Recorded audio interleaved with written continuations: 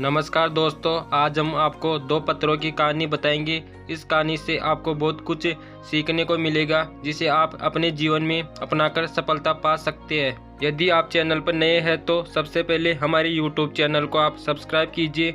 कि एक बार एक प्रदेश में एक मूर्तिकार रहता था। वह मूर्तिकार पत्थरों से बहुत ही सुंदर मूर्तियाँ बनाया करता था। एक दिन उसने मूर्ति बनाने के लिए अच्छे पत्थर की खोज में जंगल जाने का सोचा। उसके अगले ही दिन वह मूर्तिकार अपनी मूर्ति बनाने के औजारों के बक्से के साथ जंगल की ओर निकल पड़ा। जब वह जंगल के मध्य भाग में पहुंचा तो उसने एक पेड़ के नीचे एक बड़े सुंदर पत्थर को देखा। मूर्तिकार को वह पत्थर मूर्ति बनाने के लिए सही लगा। उसके बाद मूर्तिकार ने अपने औजारों को बक्से से निकाल लिया और उसने उस पत्थर के ऊपर औजारों से ठोक ठोक कर मूर्ति बनाना शुरू किया। जैसे ही मूर्तिकार ने उस पत्थर पर ठोकना शुरू किया, वह पत्थर जोर जोर से चिल्लाने लगा। वह बोलने लगा, ठोकना बंद करो, मुझे बहुत ही दर्द हो रहा है। यह देखकर मूर्तिकार रुक गया और उस पत्थर से मूर्ति बनाए बिना दूसरे पत्थर की खोज में आगे निकल पड़ा।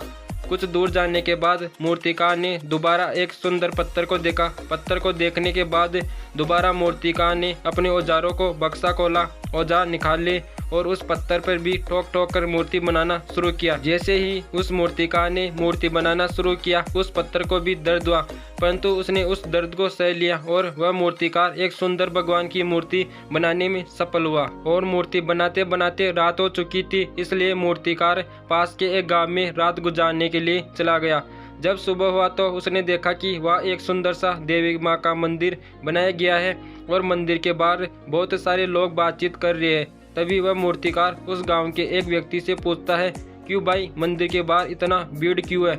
उस व्यक्ति ने उत्तर दिया कि मंदिर तो बन चुका है, परंतु मूर्ति कहाँ से लाया जाए, उसके बारे में यह चर्चा चल रही थी। तभी मूर्तिकार उस गांव के सरपंच से मिलता है और बताता है कि उसने पिछले ही दिनों में एक देवी माँ का सुंदर मूर्ति बनाया है और अगर गांव वाले चाहे तो उस देवी माँ की मूर्ति को अपने मंदिर में स्थापित कर सकते हैं। सरपंच और गांव वाले मूर्तिकार की बातों में से बहुत ही खुश हुए और उन्होंने जंगल से उस मूर्ति को लाकर अपने गाँव के मंदिर में स्थापित किया। सभी लोग बहुत खुश थे, परंतु उस समय सरपंच के मन में एक ख्याल उत्पन्न हुआ कि नारियल फोड़ने के लिए भी एक पत्थर की आवश्यकता होती है। यह सुनते ही मूर्तिकार सरपंच को बताता है कि जंगल की दूसरी ओर पेड़ के नीचे एक और पत्थर रखा है, जिसे आप चाहो तो नारियल फोड़ने के लिए मंदिर में रख सकते हो। यह सुनने के बाद गांव वाले जंगल में गए और वहां से वह पहला पत्थर भी उठा लाए और उसी दिन से उस मंदिर में मूर्तिकार द्वारा बनाई गई देवी माँ मूर्ति की पूजा होने लगी। और दूसरी ओर उस पहले पत्थर पर सभी लोग पूजा के लिए लाए हुए नारियल को फोड़ने लगे। उस पत्थर को अब हर दिन नारियल फोड़ने के दर्द को सहना पड़ता है। उस पत्थर ने देवी माँ के मूर्ति को दुखी होकर कहा कि तुम्हारी किस्मत कितनी अच्छी है, लोग तुम्हें पूजा कर रहे हैं और मेरे ऊपर सभी लोग नारियल फोड़ रहे हैं। तभी देवी माँ वाले पत्थर की मूर्ति ने जवाब दिया, मैं तुम्हारे जैसे एक पत्थर ही थी, लेकिन मैंने मूर्तिकार के द्वारा मूर्ति बनाते समय सभी दुख कष्ट को सहन कर लिया और आज मैं इस जगह पर हूँ।